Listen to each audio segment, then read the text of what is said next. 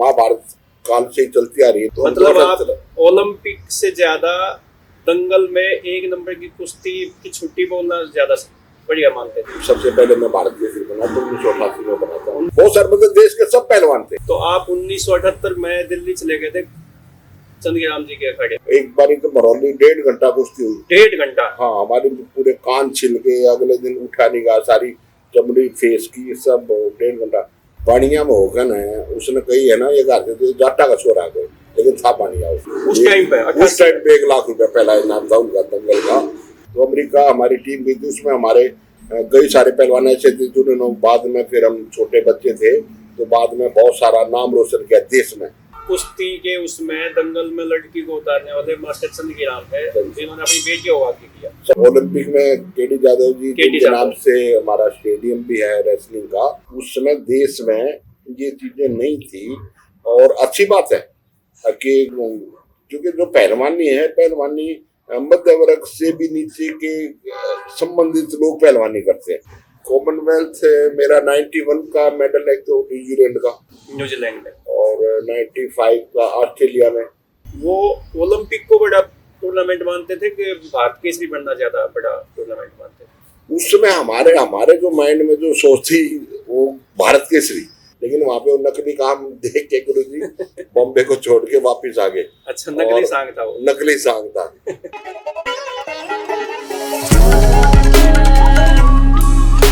आज हम सोनीपत जिले के खरखोदा में हैं और हमारे साथ है देश के बहुत बड़े नामी पहलवान रहे संजय मटिंडो।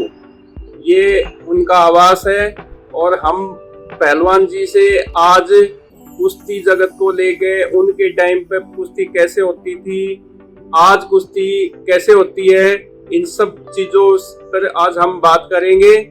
और पहलवान जी आपको पुरानी जो बातें जो हैं कुश्ती की, जो दंगल होते थे, उनके बारे में आपको बताएंगे। पहलवान जी नमस्कार। अच्छा पहलवान जी, आप जब जो दंगल की कुश्ती करते थे वो कौन सा दौर था? दंगल की कुश्तियां तो बहुत पहले से है। दंगल की कुश्तियां तो महाभारत काल से ही चलती आ रही है, लेकिन जो हमारा समय था कि 78 में मेरे पिताजी को कुश्ती का शौक था जी। उन्होंने, हम 4 भाई थे, सारे के सारे अखाड़े में छोड़ दिए। चंदगीराम जी का बहुत बड़े मेरे गुरु रहे हैं चंदगीराम जी, उनका देश में बहुत बड़ा नाम था उस समय। तो उस समय भी दंगल की कुश्तियां होती थी। भारत केसरी दंगल होना, भारत केसरी का मतलब, भारत केसरी बनना मतलब आज का ओलंपिक का मेडल होना इंडिया में, वो दौर था। तो मतलब आप ओलंपिक से ज्यादा दंगल में एक नंबर की कुश्ती की छुट्टी बोलना ज्यादा बढ़िया मानते थे? हाँ, उस समय जो हमारे माइंड में जो था, उस समय ये था कि इंडिया में मतलब दंगल की छुट्टी बोलना और भारत केसरी बनना मतलब ओलंपिक का मेडल जीतना। अच्छा, तो आप भारत केसरी कब बने पहलवान? मैं सबसे पहले 1988 में भारत केसरी बना। हमने 78 में, यानी कि ये लगा लो कि वो 10 साल का परिश्रम करके पहुंचते वहाँ पे सबसे पहले मैं भारत केसरी बना तो 1988 में बना था। 1988 में कहाँ पे हुआ था ये दंगल? ये पंजाब में था और ये दंगल 1 साल पहले ही करा था, 1987 से चालू किया था। और उस समय पूरे इंडिया में यानी कि पहला प्राइज 1 लाख रुपया उस टाइम पे 1 लाख रुपया पहला इनाम था उनका दंगल का। कि पूरे देश में रुका पड़ा था कि पंजाब में कोई महाराजी थे, वहाँ पे गुरुद्वारा था और वो बाहर अमेरिका रहते थे, तो उन्होंने दंगल मतलब पूरे देश के पहलवान वहाँ पे लगा लो के, उसके बाद सब पहलवान आ जाते। नहीं तो हमारे गुरु जी के टाइम पे तो 5000 मिल गए, 10,000 मिल गए, 2000 मिल गए। चंदगीराम जी के टाइम पे ये दौर था, लेकिन वो जो दंगल था वो सबसे बड़ा दंगल था। जो आपने वो 1 लाख का कुश्ती दंगल जीता भारत केसरी का, तो आपने किसको हराया फाइनल में? फाइनल में केर था, सुमेर था, सन्नी गिल था, गुरमुख था, बहुत सारे मतलब देश के सब पहलवान थे। तो पंजाब के तो केर का बड़ा नाम रहा है? हाँ, बड़ा नाम हो भी वहाँ पे भारत केसरी बने, बड़ा नाम है उनका पहलवान का। मतलब देश के उस समय जितने भी बड़े पहलवान थे वो सब थे वहाँ। तो आप 1978 में दिल्ली चले गए थे चंदगीराम जी के अखाड़े में? जी जी। वहीं पे आपने फिर कुश्ती शुरू की? उससे पहले आप जब अमेरिका में वर्ल्ड कैडेट हुआ था जी। तब आपकी उम्र कितनी थी? और इंदिरा गांधी, मुझे पता चला है कि आपको इंदिरा गांधी ने आशीर्वाद देके भेजा था। हम छोटे वर्ल्ड कैडेट होती रहती थी, लेकिन हम 1983 में अमेरिका जब गए तो उस समय प्रधानमंत्री इंदिरा गांधी जी थी, तो हम बच्चे थे, कैडेट के थे। तो अमेरिका हमारी टीम गई थी, उसमें हमारे कई सारे पहलवान ऐसे थे जिन्होंने बाद में, फिर हम छोटे बच्चे थे तो बाद में बहुत सारा नाम रोशन किया देश में। उसमें कई सारे पहलवान हमारे साथी रहे हैं, उनको अर्जुन अवार्ड भी मिला है। कौन कौन पहलवान थे आपके साथ? मैन मेरा साथी था अशोक पहलवान रहे। अशोक गर्ग, अशोक गर्ग, जिन्हें बढ़िया के नाम तो बोलना है। अच्छा। वो मेरा बहुत अच्छा साथी रहा है। और उसके बाद फिर हम ये दो ही पहलवान, मतलब मैन से तो दो ही थे जो उस दौर से लेके और फिर अर्जुन अवार्ड तक, और तकरीबन मैं 97 तक लड़ा और अशोक भी शायद 95 या 6 तक अशोक भी लड़ा। तो 2 दशक तक आपने पहलवानी की तब के? हाँ, हमारा दोनों का दौर और फिर कुश्ती का ही सब कुछ था। लेकिन आप तो थे दंगल के पहलवान, हैवी वेट के, और अशोक पहलवान जो बढ़िया जिसको कहते हैं वो हल्के वजन का पहलवान था और वो चटकीला बताते हैं बहुत ज्यादा था। बढ़िया मोहकन है, उसने कही है ना ये गाते थे जाटा का छोरा गए, लेकिन था बढ़िया वो। अच्छा। और वो छोटे वेट में, जैसे मान लो हम तो बड़े लड़ने लगे कुश्ती, वो छोटे पहलवानों में मुझे लगा लो कि बहुत अच्छा पहलवान था, देश का बहुत अच्छा पहलवान है। और वो दौर ही था, दंगलों का दौर था वो। लेकिन आज का दौर दंगल का दौर नहीं है। आज का दौर तो, और उस समय तो लाखों लोग ट्रैक्टरों से, ट्रकों से, पैदल चल के, मतलब लाखों पब्लिक होती थी। आज आपको दंगल कराए तो कोई पब्लिक देखने नहीं जाती। अच्छा, जब आप भारत के पहले नंबर के, दूसरे नंबर के पहलवान थे, तो आपके समकालीन कौन कौन से पहलवान थे जिनसे आपकी कुश्ती होती थी और आपको डर भी लगता था किसी पहलवान से कि उसका हाथ मिल गया यार बड़ा?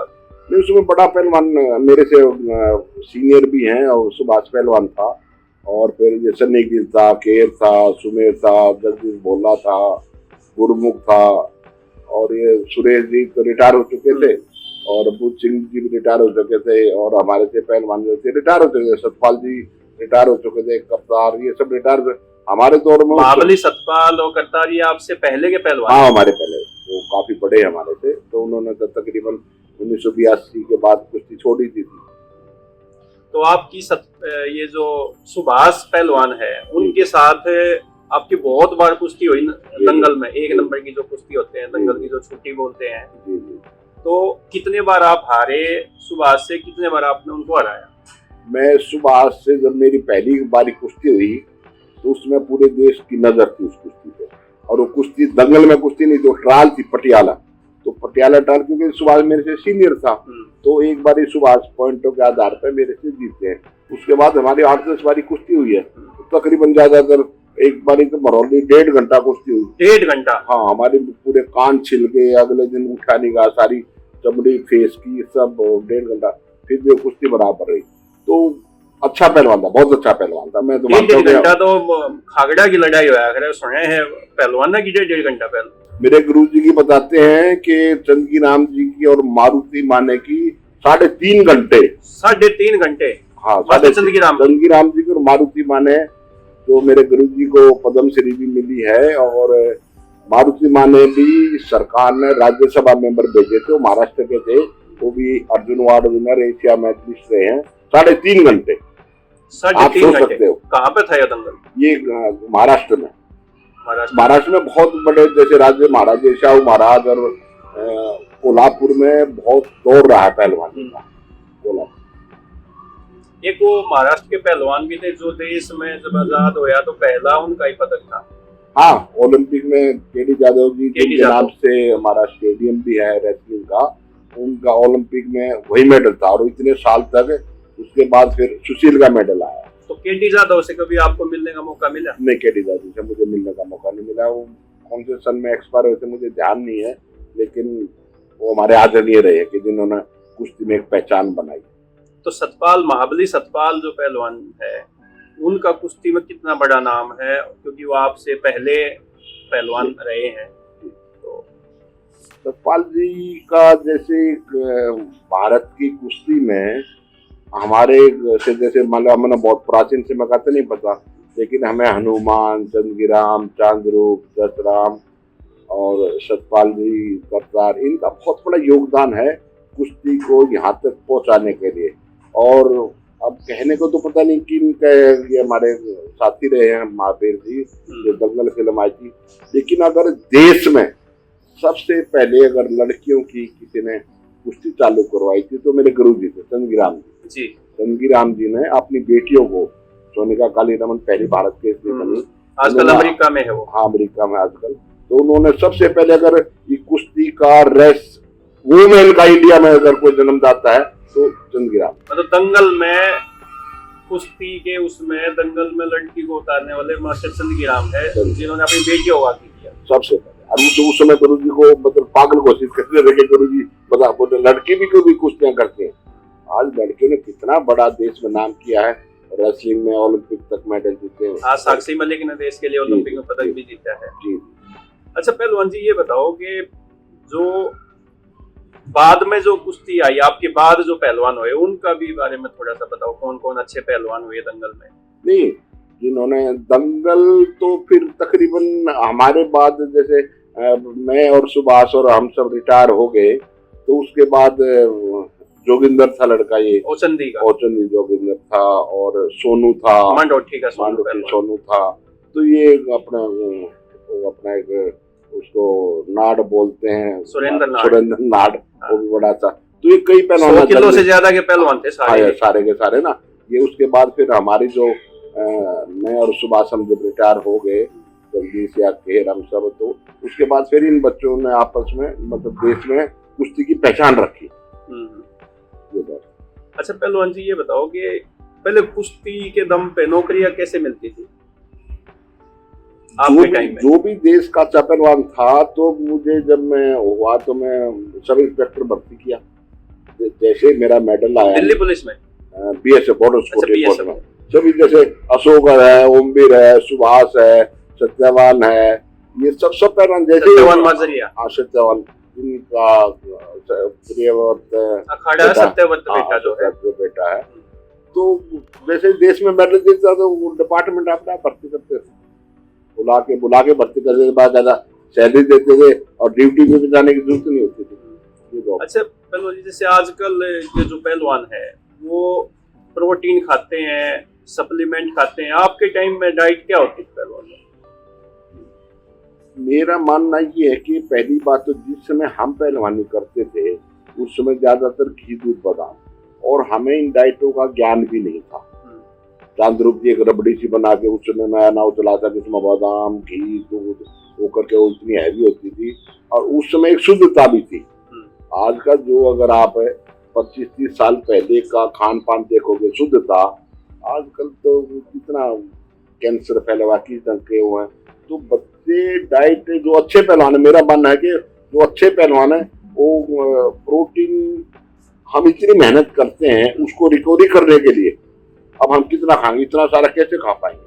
तो रिकवरी करने के लिए जो अच्छी कंपनी के प्रोटीन वो ठीक भी है, बाकी मार्केट में तो वो खाम खा की गंदी चीजें भी बहुत है, उससे बचना चाहिए। तो जैसे आजकल की जो स्पोर्ट्स पर्सन है वो एक पदक जीत के लेके आते हैं, फिर बहुत सारी कंपनियां उनके लिए विज्ञापन दे देती है कि विज्ञापन करो, और वो करोड़ों रुपये कमाते हैं। आपके पास कभी ऐसे ऑफर आए कि भाई आप भी हमारी कंपनी के लिए? उस समय ये चीज थी नहीं, उस समय देश में ये चीजें नहीं थी, और अच्छी बात है कि क्योंकि जो पहलवानी है, पहलवानी मध्य वर्ग से भी नीचे के संबंधित लोग पहलवानी करते हैं।